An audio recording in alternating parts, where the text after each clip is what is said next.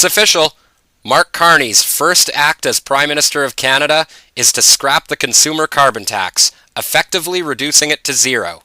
Hey, speaking of unelected globalists, the United Nations Climate Summit is going to be held in Brazil later this year, and they are clear-cutting a patch of protected Amazon rainforest so that the elites can have a smoother ride to their destination. I'm serious, guys. You can't make this shit up.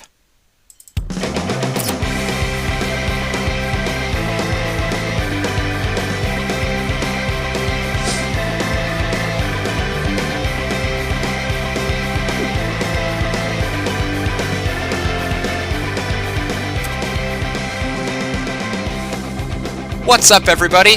Welcome back to a brand new episode of Johnny Says So. Episode 15.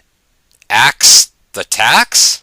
Now I have to put an emphasis on the question mark here, guys, because these people, Mark Carney in particular, have been adamantly defending this policy, tooth and nail, gaslighting any sort of criticism along the way as climate denial. And it's just, where I stand, it's just completely obvious that this is political. They're doing this because there's a general election coming up, guys. Make no mistake about it. So, I want to take you right now to Mark Carney just before signing this. During the leadership campaign, we will be eliminating the Canada fuel charge, the consumer fuel charge, immediately. Notice how he corrects himself there and says, oh, the consumer fuel charge. Of course. Immediately. And we will be ensuring that those Canadians who have received rebates will continue to receive a rebate in the next quarter. The next payment is before the end of April. There it is. He wants everybody to know that you're still going to get one last check. This will make a difference to hard-pressed Canadians, but it is part of a much bigger set of measures that this government is taking to ensure that we fight against climate change, that our companies are competitive, and the country moves forward. So it's my honor, on behalf of my colleagues, to sign this order. Now there's so much to get into with what he just said there, guys, but my main takeaways are this. The most obvious being, now he just said this was going to help competition with the larger scale businesses, but it doesn't seem to me that increasing their operating costs is going to help. Now remember, we're talking about large scale producers such as agriculture and steel producers at a time when the United States and China is threatening us with tariffs on all of these things. And another thing is, how obvious is it that this whole thing the entire time was about buying your vote and giving you quote-unquote free money, or in reality it's just giving you some of your own money back. That's going away. But make no mistake, guys, these costs are still going to be passed down to you from the larger producers. Do you think they're just going to lose money? No, they're going to recoup it somehow. And they're going to do that by increasing the cost of goods and services that you buy. It's basic economics, but hey, you know what? I'm just a new YouTuber, so maybe I'm not a genius economist like Mark Carney. Also, the language used is very careful and very deliberate. Notice he never says he's scrapping it or getting rid of it. He is reducing it to zero. Mark Nixon on Twitter.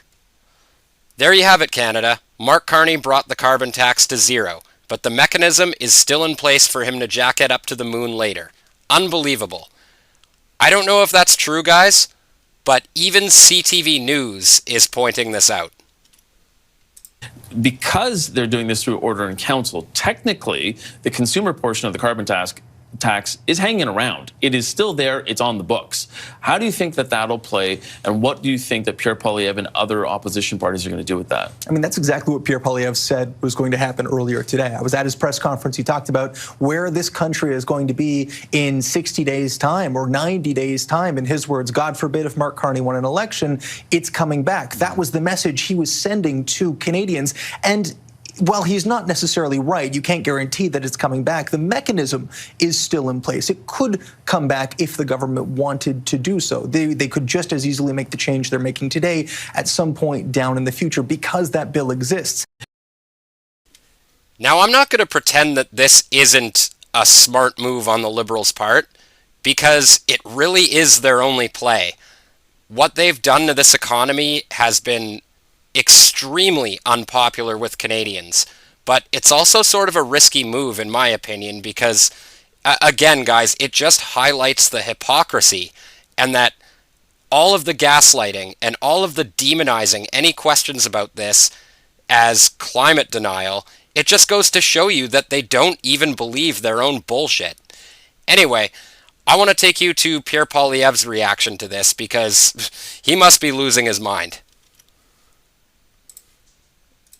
The question in French was about whether I think that Mark Carney will abolish the carbon tax. Well, the truth is he can't do that without recalling Parliament. This is the carbon tax law. It's in place today.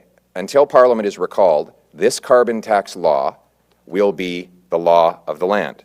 What he might do is hide the carbon tax by telling CRA to stop collecting it for 2 months before the election.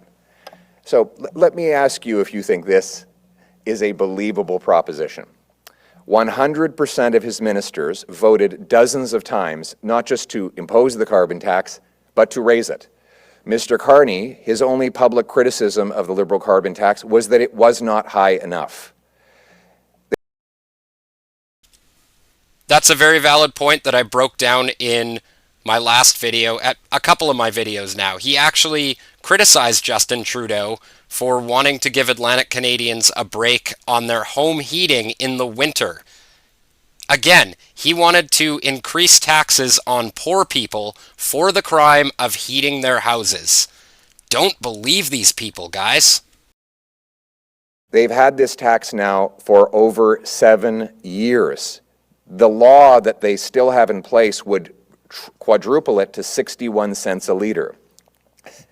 And you believe that they're not going to bring it back 2 days after the election? Well, I think Mr. Carney has some land he might sell you in Florida, some swampland he might sell you in Florida if you believe that whopper. The reality is that Mr. Carney loves carbon taxes, and if you elect him, you will pay a brutal price. And he has also said he will be bringing in a shadow carbon tax targeting Canadian industry, and he has specifically singled out steel. There will be tens of thousands of steel, aluminum, cement, and other industrial jobs lost under Carney's carbon tax. The combination of Trump tariffs and Carney's carbon tax will destroy our industrial sector and make us hopelessly dependent on the Americans, all while profiting Mark Carney's personal investments in other countries, investments that he still knows he has, investments that, like the carbon tax, he just wants to hide. The good news is that common sense conservatives will axe the tax for real, for everyone, for good. We will make sure it never comes back. There is only one way to axe this tax, and it is to vote for the Canada First Conservatives. And as he pointed out, guys, 100% of his ministers also supported this nonsense. Gov.exe is corrupt, putting this out on Twitter. Mark Carney has eliminated the consumer carbon tax. Chrystia Freeland says it's democracy in action. No, Freeland, democracy in action would be calling for a fucking election. He's not wrong. Sorry, just in English on the carbon tax, could I ask you, that was a signature policy of the government under Justin Trudeau. What do you make of changing that policy today? My position on this is very clear. During the campaign for the leadership of the Liberal Party, I was the first candidate to say I would be lifting the consumer price on pollution. In my view, it's just a question of democracy. It's a question of not being arrogant and telling people what's good for them. All you've done, Chrystia, is tell people what's good for them. You openly mocked people who questioned this policy. Disgusting. But about listening. And certainly what I heard was that this is not a policy that works for Canadians. Our new Prime Minister, also during the campaign for the leadership, took the same position. And so I am very strongly in support of the decision he's taken today. I would also... Now, she just said this is a policy that does not work for Canadians. That is not what you've been talking about all these years, lady.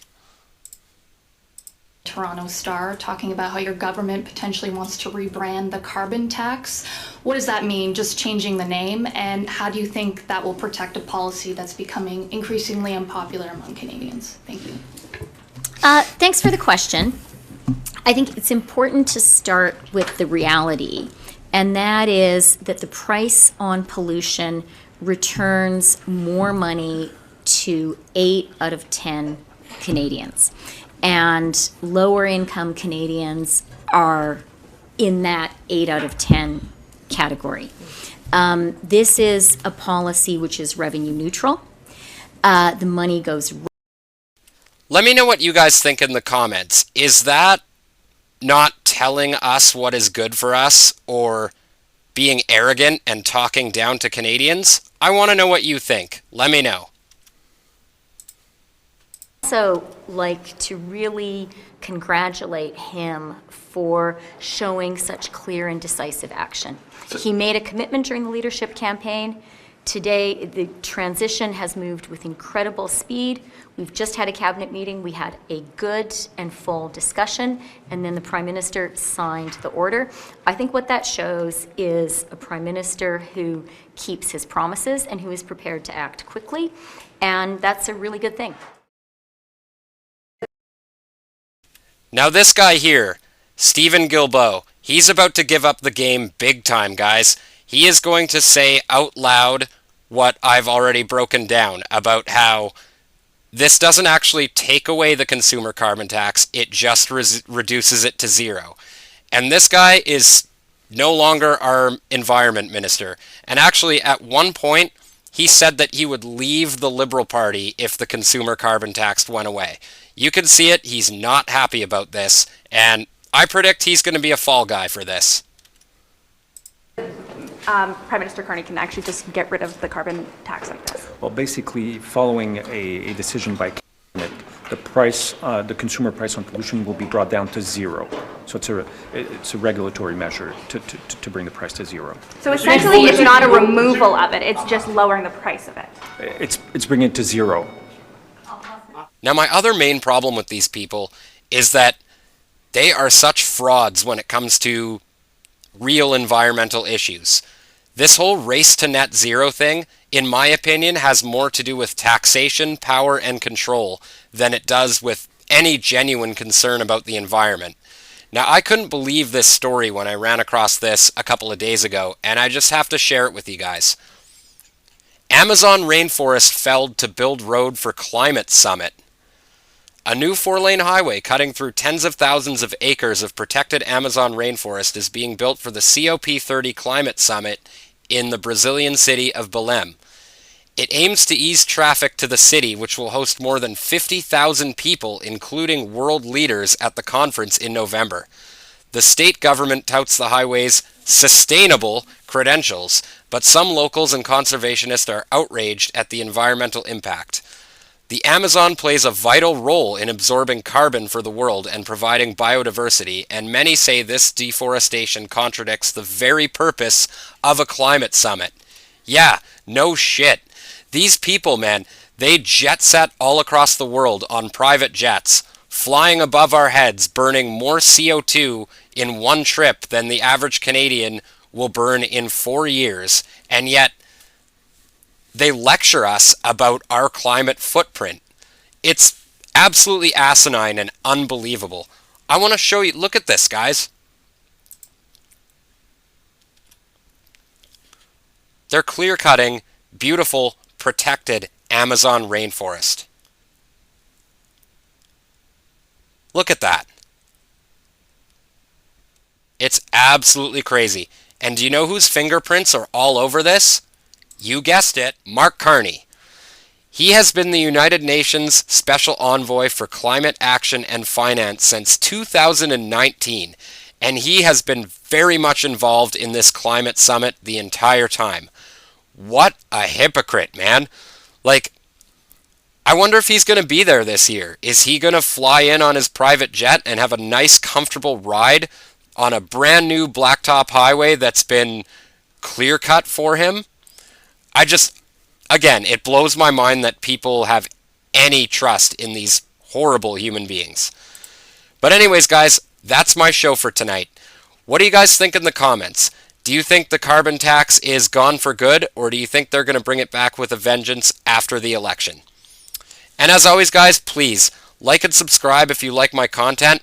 And thank you so much to everybody that's already done so, because today has been the biggest day of growth this channel has ever seen. The subscribers are coming up, the views are coming up, and I gotta say, I'll be doing this whether there's 20 people watching, 2,000, or 20,000. I'm just having a blast doing it. So thanks again, guys, and I'll see you in the next one. Peace.